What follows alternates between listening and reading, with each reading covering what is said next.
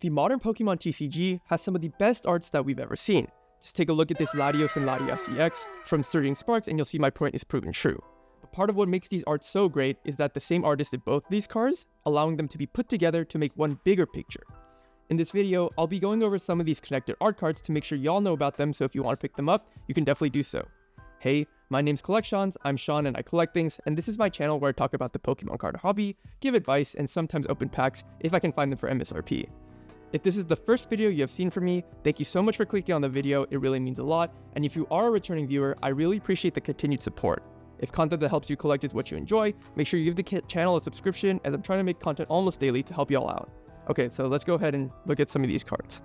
The first one I want to point out, just because I had them on hand also, is Latios and Latias EX. So what I want to point out is just, like I mentioned in the intro, a couple of these connected art cards, as I like to call them, I don't think they have like a good name, but you know they're connected arts because when you put them side by side, they merge together to make one bigger picture and they're done by the same artist. So Latios and Latias, I don't know, the composition on these two is just beautiful, and I think people realize that. That's why this Latias is super expensive. I would not suggest people pick this one up unless you really like Latias and Latios, but together they make like an insane picture. Like, I think I ran some B-roll in the intro just to show you guys, but these two cards are beautiful. But if you're looking for a couple more affordable ones, I have a list of these. But yeah, the next one I want to point out is Ralts from Scarlet and Violet base. It used to be quite a cheap card, to be honest. Yeah, for a while, like under $10. It has slowly climbed, but I think it's because this card was lagging in price, not because it was like overvalued. I think this card is like a really nice card, and Ralts is honestly a fan favorite. Price is a little bit high on this card, 25 for like the lowest like item price, but let's see price for shipping. Lowest one in English, it's like, yeah, $29, 28. So it is kind of expensive, but if you are a big Ralts fan, what makes this art so beautiful is you see this, I think it's a child in this lady and her Ralts. You can see them growing up. So she has a kid now, and now she's a grandma, and that's her son from before. And so it's like a beautiful like storytelling and art piece overall. And I think this is what the modern Pokemon TCG is doing really well. It's like not only illustrating the Pokemon and having those like full arts and stuff, but it's also telling a story with their art and allowing them to like kind of allowing us to sort of see into the world of the Pokemon and do a lot of world building that wasn't done before, in my opinion. So here's the Curlia, similar price to the Ralts, so like 25 here. Not too bad. This person is running a listing that's very low. Might be, yeah, okay, sell it offline, that's what I assume. So this is like a non-real listing, but the other ones are real. 25, it's a nice card. And then the Gardevoir EX, I can't believe this card used to be like $20 for the longest time. I think I have one or two copies from when it was like that cheap.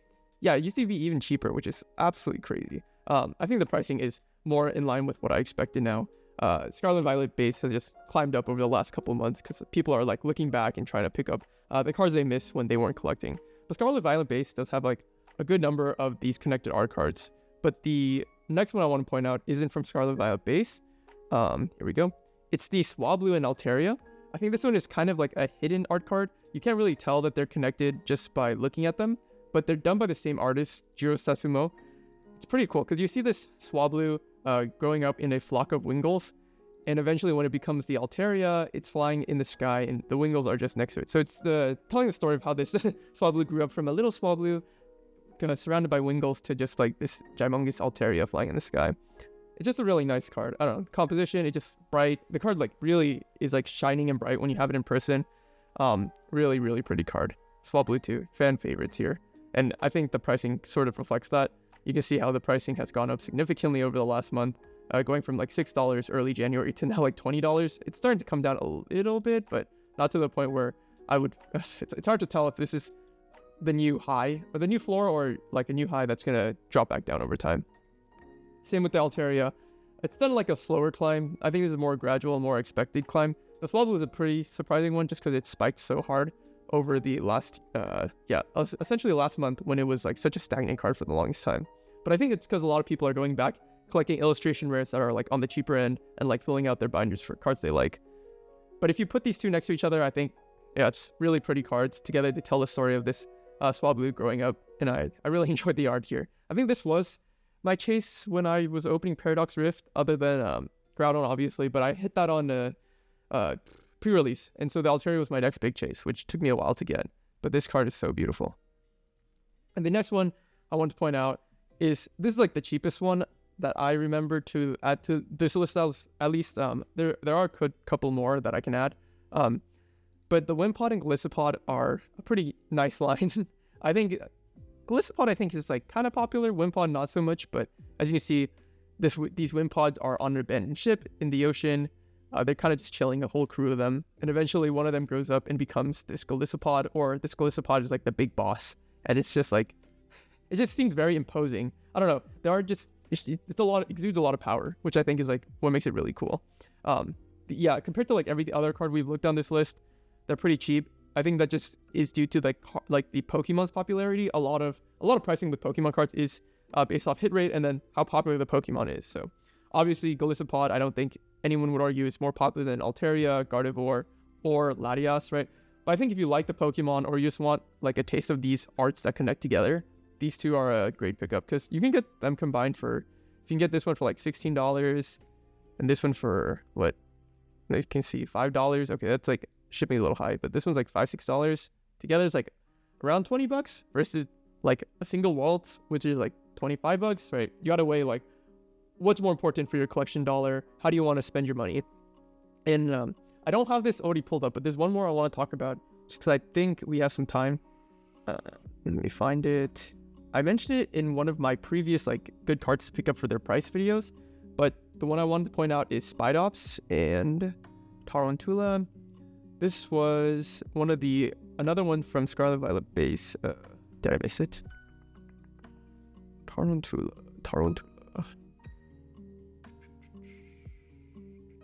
Here it is. You can see the little scyther head. Tarountula is like swinging on a vine. And then in Spidops' art, you can see him, like, it has a web trying to capture the scyther trying to go down. But these cards are super cheap. $4 for the Spidops. Again, $4 for the Tarountula. So for the price of $8, which is like 2 packs, you can get like this really nice art. Arrange them in the binder so the Tarountula is underneath the Spidops and it creates one like big picture. Super awesome art.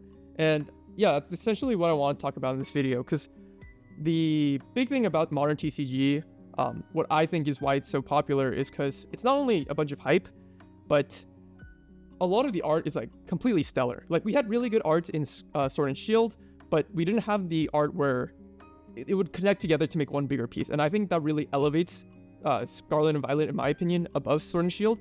Sword and Shield, yeah, we have the VMAXs, we have alternate arts, but essentially special illustrator rares and illustration rares are alternate arts, if you want to think of them like that. But I think they just go above and beyond what we were getting with alternate arts. And you guys can argue it in the comments. Yes, I think alternate arts are more expensive overall, like the really big ones, but that's because the hit rates were just like terrible for like the longest time in Sword and Shield.